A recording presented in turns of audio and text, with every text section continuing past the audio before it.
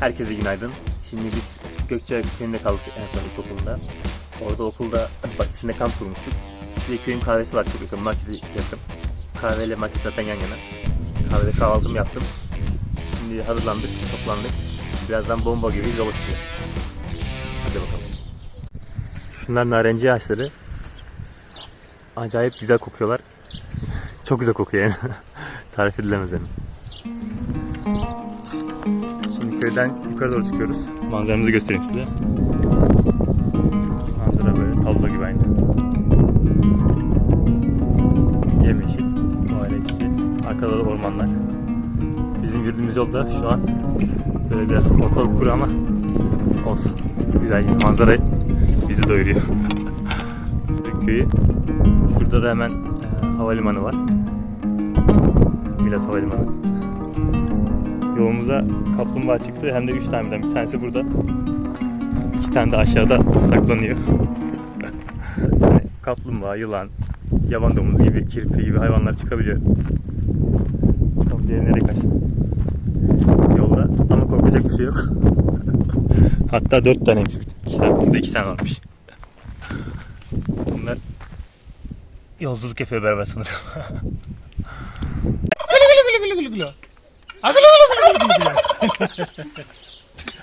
Kamera bassın kel Fatma. Kamera bassın kel Fatma.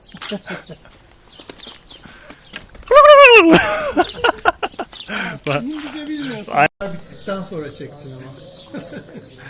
Şimdi bir çilek arası verdik. Buranın yerel çileği var. Kocaman kocaman. Tadı da güzelmiş. Şimdi Bahçeköy'üne geldik. Bahçeköy'ünden de Beçin'e gideceğiz. Burada hemen tabelamız da var. Biz Karacahisar istikametinden geldik. Kırcaaz istikametine doğru gideceğiz. Şöyle yolumuz. Pınar mıydı bunun? Pınar. Tamam başlarız. Şimdi Bahçeköy'ünden gelirken burada ufak bir pınar bulduk. Gayet suyu soğuk. İçine durmak gayet zevkli. Ayaklarımızı koyduk ve şimdi serinliyoruz. Şimdi aşağı göstereyim size. Yukarıdan geliyor. Gayet serin. Burada mola verebilirsiniz. Gayet güzel bir yer. Şimdi Beçin'e gelmeden yol üstünde tam değil ama içeri 150 metre gelseniz çok efsane bir manzarası olan göle göstereceğim size. Deniz krater gölüymüş burası. Şöyle çok süper bir manzarası var burada. Tam yukarıdan bakıyorsunuz manzaraya. Şöyle tam şu aşağıda çok güzel bir kamp noktası var. Burası da güzel. Yukarıda da kamp yapanlar var. Falan yapmışlar. Yani Beçin'e gelmeden güzel bir nokta.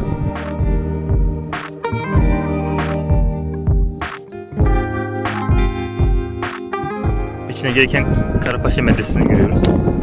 Tarihin 15. yüzyıla dayandığı söyleniyor ama tam kesin bir bilgi yok. Çok bir şey de kalmamış. Çoğu kısım yıkılmış.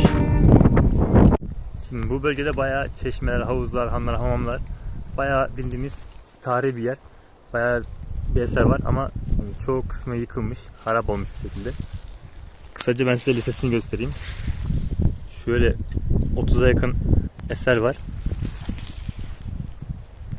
Ama gördüğünüz gibi yani çoğu yıkılmış ve harap olmuş. Yani eski kuyular bile güzel yapmışlar. Yani taştan mesela güzel oymuşlar.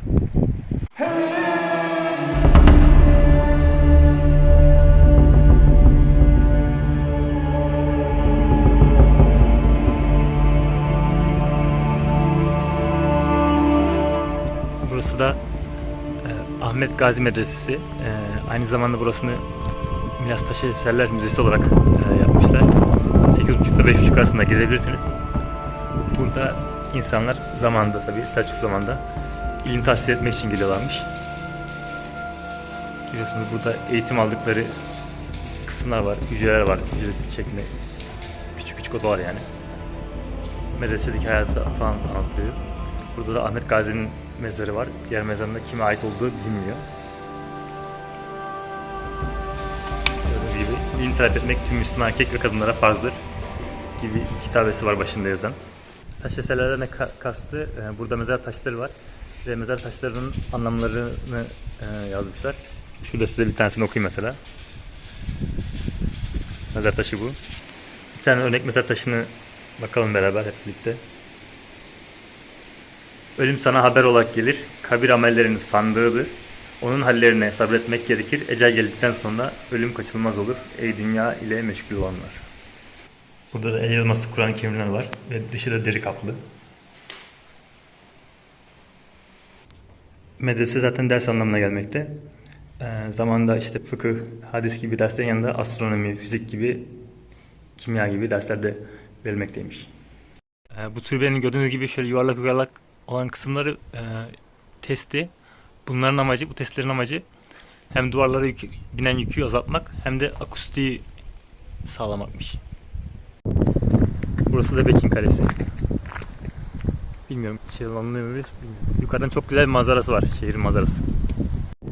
Beçin Kalesi zamanında Selçuklular yönetiminde. Daha sonra Osmanlı alıyor burayı. Osmanlı'dan tekrar Selçuklular alıyor. Sonra tekrar buraya Osmanlı alıyor. O yüzden aldım verdim ama en sonunda Osmanlı'da kalıyor tabii ki.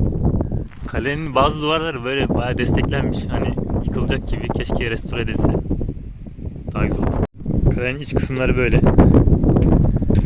Yani şurada bir arkadaş, yani Sabahattin çiviyle ismini yazmış buraya. Helal olsun diyorum, yani başka bir şey demiyorum. Şöyle devam ediyor. Kemerli bir yapı var burada.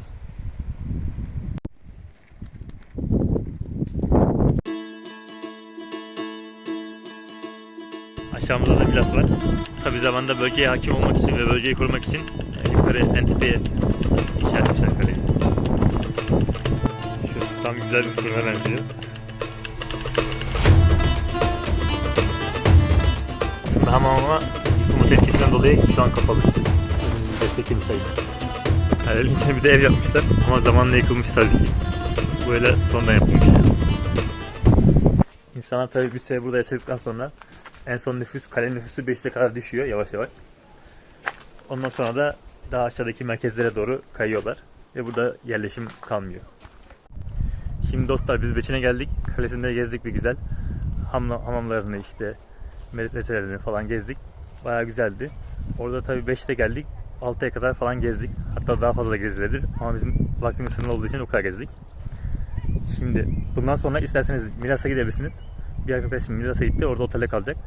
Ya da Beçin'in biraz daha gerisinde bir yerde kamp kurabilirsiniz. Mesela göl olan kısım çok güzeldi ama orası uzak olduğu için oraya kadar gidemedik. Biz de Beçin'in biraz daha gerisine kamp kurduk. Eğer vaktimiz olsaydı Milas'tan sonraki etaba gidecektik ama o kadar zamanımız olmadığı için biraz gerisine gelip buradan Beçin'e gideceğiz. Beçin'den de tekrardan yarın Milas'a gideceğiz. Zaten Beçin ile Milas arası minibüsler falan kalkıyor. Asfalt yol. Biz asfalt yolları pek yürümeyi tercih etmiyoruz. O yüzden oradan minibüsle gideceğiz. Siz tabii bu size kalmış. İsterseniz siz yürüyebilirsiniz. Sizin tercihiniz. Bugün kalacağımız yerde inanamayacaksınız belki ama biraz sonra göstereceğim. Bu arada kanalıma abone olup beğenirseniz çok sevinirim. Şimdi bizim kalacağımız yer bildiğiniz bir ahırda kalacağız. Burası keçi ahırı. Ama artık kullanılmadığı için izin aldık sahiplerinden de. Artık kullanılmıyormuş. O yüzden burada kalacağız. Çadırım, benim çadırım bu. Akşamları burada domuz olduğu için, şurasında kapalı olduğu için burada kalmayı tercih ettik. Gerçi buradaki domuzlar çok vahşi değil. Yani vahşi de insanlar pek görünce yaklaşmıyorlar pek. O yüzden çok da sıkıntı olmaz dışarıda kalsanız da. Ama burası kamp için güzel bir nokta. Şimdi çadırlarımızı kurduk ve yemeğimizi yaptık. Benim yemeğim şu şekilde. Makarna, bunu Outdoor Haber'den birisi söylemişti. Bunu yediğini. Fatma'dan patates püresi aldım. Üstüne ton balığı hediye etti bana. Şunları hepsini bir bardakta, metal bardakta karıştırıp pişirdim. Böyle bir güzel bir lezzetli yemek oldu. Fatma sen ne yaptın? Gösterir misin? Bir tane ezogelin çorbası paketini kullandım. Ona az miktar patates püresi ekledim ve ton. Tadı nasıl peki? Tadı iyi. Yenir. Yenir. It can be eaten. Güzel güzel. Akşam yemeğimiz de böyle. Bize afiyet olsun.